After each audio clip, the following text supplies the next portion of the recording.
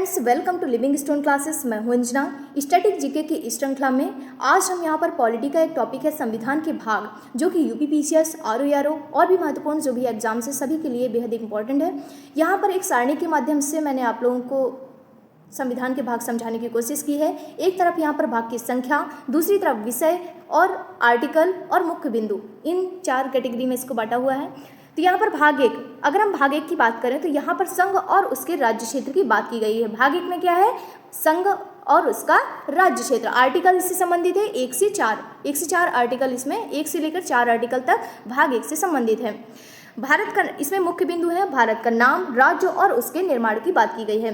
भाग 2 में नागरिकता को रखा गया है, जिसका आर्टिकल है 5 से 11। नागरिकता प्राप्ति, समाप्ति, प्रवासियों से संबंधित प्रावधान इसमें किए गए हैं। भाग 3 में मूल अधिकार, जिसको कहते हैं फंडामेंटल राइट, तो भाग 3 से संबंधित आर्टिकल है आर्टिकल 12 से 35 तक। इसमें समानता, स्वतंत्रता, शोषण के विरुद्ध अधिकार, धार्मिक स्वतंत्रता आदि की चर्चा की गई है। भाग 4 में डीपीएसपी को रखा गया है, जिसको राज्य के नीति निर्देशक तत्व कहते हैं। आर्टिकल इससे संबंधित है आर्टिकल 36 से 51, मतलब 36 से 51 तक के आर्टिकल किससे संबंधित है? तो भाग 4 से संबंधित है। इसमें सरकार के लिए मार्गदर्शक सिद्धांत, न्याय, समानता, विदेशी नीति आदि की चर्चा की गई है। यहाँ पर मैं बताना चाहूँगी कि भाग 4A नागरिकों के मूल कर्तव्य की बात करता है। 51A जो है इसमें, यह 11वां जो मौलिक कर्तव्य है, इसमें 42वें संविधान संशोधन 1976 के माध्यम से इसको जोड़ा गया था। तो यहाँ पर हमने 5 ये पॉइंट हमने याद किया। भाग 1 में संघ और उसका राज्य क्षेत्र, दूसरे में नागरिकता, तीसरे में मूल अधिकार, भाग 4 में डीपीएसपी को रखा गया और भाग 4A में नागरिकों के मूल कर्तव्य की चर्चा की गई है। तो हम यहाँ पे फिर से रिवीजन कर लेते हैं। भाग 1 में संघ और उसका राज्य क्षेत्र, आर्टिकल 1 से 4। भाग 2 नागरिकता, आर्टिकल 5 से 11। भाग 3 मूल अधिकार, 12 से 35। भाग 4 डीपीएसपी, 36 से 51। और मैंने बताया कि भाग 4A नागरिकों के मूल कर्तव्य का प्रावधान करता है। 51A इससे संबंधित है और 11वें मौलिक कर्तव्य को 42वें संविधान संशोधन 1976 के माध्यम से जोड़ा गया। यहाँ तक हमने पढ़ा। अब आगे चलते हैं। भाग 5 में संघ सरकार, आर्टिकल इससे संबंधित है 52 से 151। इसमें राष्ट्रपति, उपराष्ट्रपति, मंत्रिपरिषद, संसद, सीएजी आदि की इसमें चर्चा है। भाग 6 राज्य सरकार से संबंधित है। भाग 6 किससे संबंधित है? राज्य सरकार से, और इसका आर्टिकल 152 से लेकर 237 तक। आर्टिकल 152 से लेकर 237 तक किससे? भाग 6 से संबंधित है। क्या है इसमें? राज्य सरकार। भाग 5 में संघ सरकार, भाग 6 में राज्य सरकार, भाग 4 में डीपीएसपी। इस तरह से आपको रिवीजन करना है बार बार। तो भाग 6 में राज्य सरकार, आर्टिकल इसका 152 से 237। इसमें क्या है कि राज्यपाल, मुख्यमंत्री, राज्य विधानमंडल, उच्च न्यायालय आदि की इसमें चर्चा है। भाग 7 जैसा कि आप जानते हैं कि इसका निरीक्षण किया गया। तो भाग 7 अभी हमने देखा, तो भाग 7 को निश्चित कर दिया गया है। अब आता है भाग 8। भाग 8 में यूटीज की चर्चा की गई है। आर्टिकल इससे संबंधित है 239 से 242 तक। केंद्र शासित प्रदेशों के प्रशासन की इसमें चर्चा की गई है।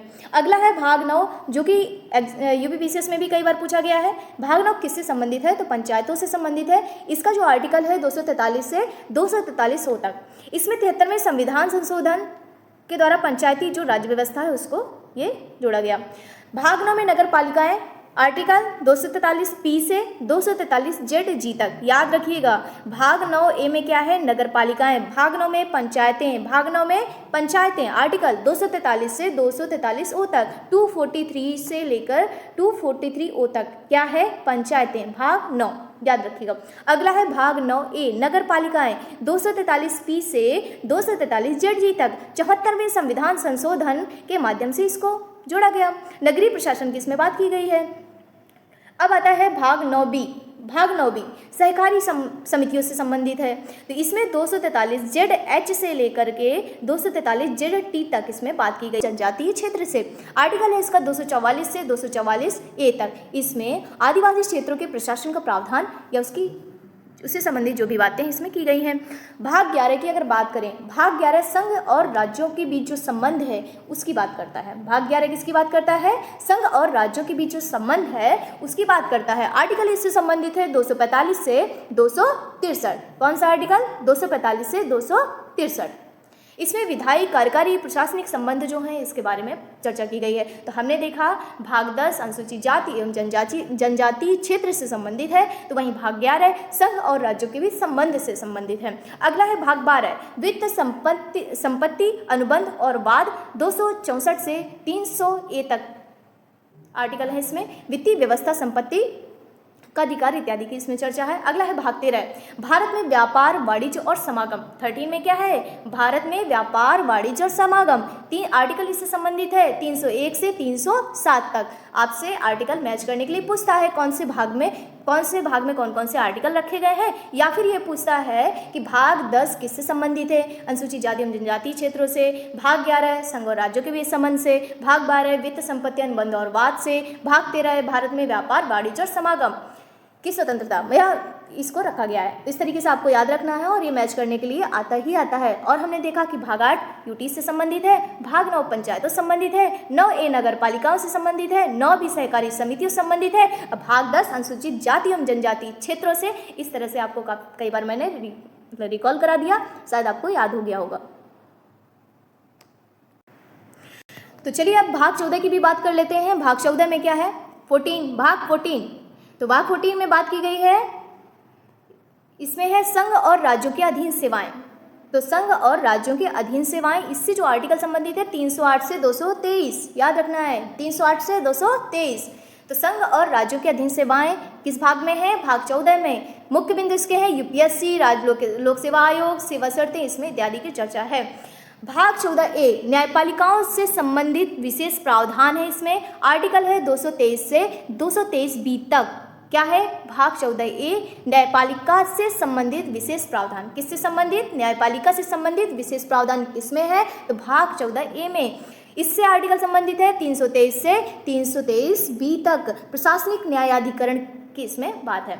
अगला है भाग 15 निर्वाचन आयोग या चुनाव से संबंधित। किसमें है? निर्वाचन आयोग किससे संबंधित है? निर्वाचन। भाग 15 से इसमें 324 से 329A तक इसमें आर्टिकल्स हैं। इसमें चुनाव आयोग, निर्वाचन की प्रक्रिया, ये सारी चीज़ों की इसमें प्रक्रिया की चर्चा है। अगला है भाग 16। भाग 16 में अनुसूचित जाति जनजाति पिछड़े वर्गों के लिए विशेष प्रावधान। ये किससे संबंधित है? भाग 16 से। इसमें आर्टिकल 330 से 342 तक। कितना? 330 से 342 तक। आरक्षण व प्रतिनिधित्व इसकी चर्चा है इसमें। अगला है भाग 17। भाग 17 में राजभाषा। ये किस आर्टिकल है, मतलब कौन कौन से आर्टिकल है इसमें? तो 343 से 351 तक के आर्टिकल राजभाषा से संबंधित है, जो कि भाग 17 में है। इसमें हिंदी, अंग्रेजी, भाषा आयोग आदि की बात है। अगला है भाग 18। भाग 18 में आपात उपबंध आर्टिकल इससे संबंधित है 352 से 360, और इसमें इसके मुख्य बिंदु हैं कि राष्ट्रीय राज्यीय वित्तीय आपात स्थिति आदि की इसमें चर्चा है। किसमें? भाग 18 में। किससे संबंधित है? आपात उपबंध से। भाग 19 विविध, मिसलेनियस या विविध, 361 से 367 राष्ट्रपति का विशेषाधिकार, परिभाषा इत्यादि की चर्चा इसमें की गई है। अगला है भाग 20। भाग 20 किससे संबंधित है? संविधान संशोधन। भाग 20 संविधान संशोधन। इसका आर्टिकल 368, जो कि आप सभी जानते होंगे, संशोधन की प्रक्रिया इसमें बताई गई है।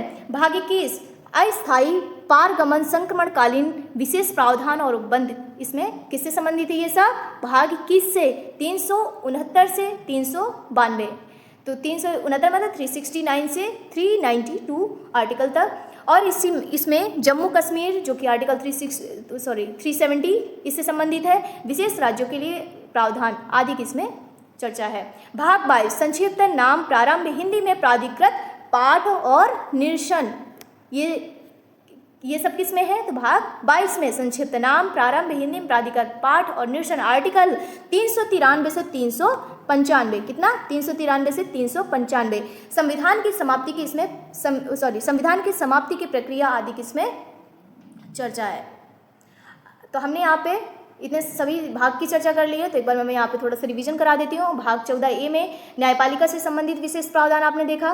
भाग 15 में निर्वाचन या चुनाव से संबंधित। भाग 16 अनुसूचित जाति एवं जनजाति पिछड़े वर्गों के लिए विशेष प्रावधान। भाग 17 राजभाषा। भाग 18 आपात उपबंध। 19 में विविध। 20 में संविधान संशोधन। भाग 21 अस्थायी पारगमन संक्रमणकालीन विशेष प्रावधान उपबंध आदि की चर्चा। भाग 22 संक्षिप्त नाम प्रारंभ हिंदी में प्राधिकृत पाठ और निरसन आदि की चर्चा है। तो आप लोगों के लिए ये होमवर्क है कि सारे जो भी भाग हैं वो सभी आपको याद करने हैं। उससे संबंधित जितने भी आर्टिकल्स हैं वो भी आपको याद करना है कि कहाँ से कहाँ तक के आर्टिकल किस भाग में रखे गए हैं, जो कि मैच द फॉलोइंग करके आपको हर पीसीएस वगैरह के एग्जाम में आता ही है। तो इसलिए इसको कंप्लीट कर लीजिए। अगर आप लोगों को मेरा वीडियो अच्छा लगा तो प्लीज़ इसको लाइक शेयर एंड सब्सक्राइब कर सकते हैं, और मिलते हैं अगली वीडियो में अगले टॉपिक के साथ। Thank you. जय हिंद, जय भारत।